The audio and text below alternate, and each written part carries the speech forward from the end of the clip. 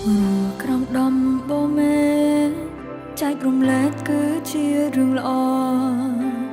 មានឆន្ទៈមនុស្សធម៌បើកចិត្តធំទូលាយទុំវើល្អធ្វើឲ្យរីករាយអំពើល្អសាយភេពីពេញលោកាចូលរួមបរិយាមិនសំដៅតែលើប្រាំងការ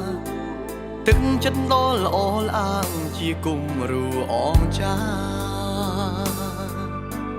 ការបដលឈាមជូននាងត្រូវការមានតម្លៃថ្លៃថ្លាមិនអាចកាន់ថ្លៃយើងបរិច្ចាគឈាមជួយ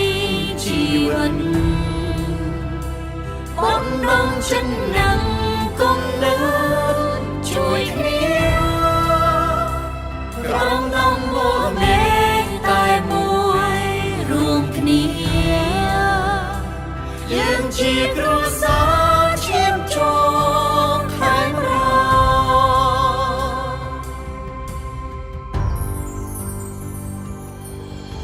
ស្មារតីចែករំលែកសង្ឃឹមស្អែកនឹងមានពន្លឺក្តីសង្ឃឹមអ្នកជឿនឹងកើតឡើងជាថ្មីមានជីវិត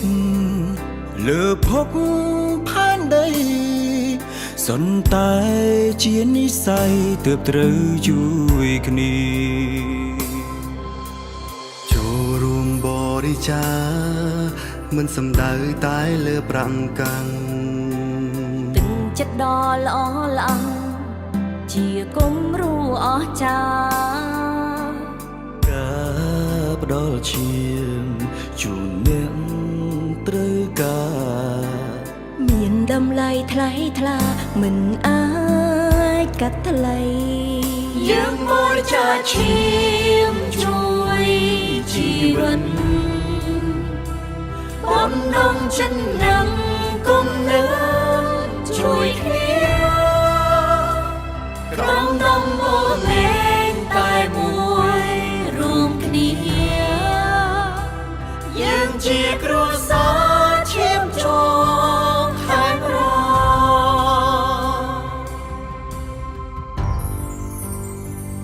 យើងបរិច្ចាគឈាមជួយជីវិតបំណងចិត្តណាំគំនិតជួយគ្នាក្រំដំបូងតែមួយរួមគ្នាយើងជាគ្រួសារឈាមជោគខែរ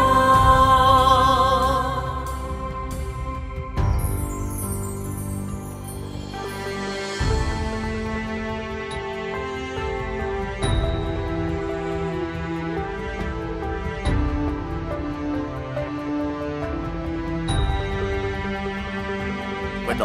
លឈាមបដលក្តីសង្ឃឹមបដលជីវិតថ្មីនឹងមិនប៉ះពាល់ដល់សុខភាពឡើយបដលឈាមបដលក្តីសង្ឃឹមបដលជីវិតថ្មីនឹងមិនប៉ះពាល់ដល់សុខភាពឡើយយើងបរិច្ចាគឈាមជួយជីវិតបំណងចិត្តណាំគំនិតជួយគ្នា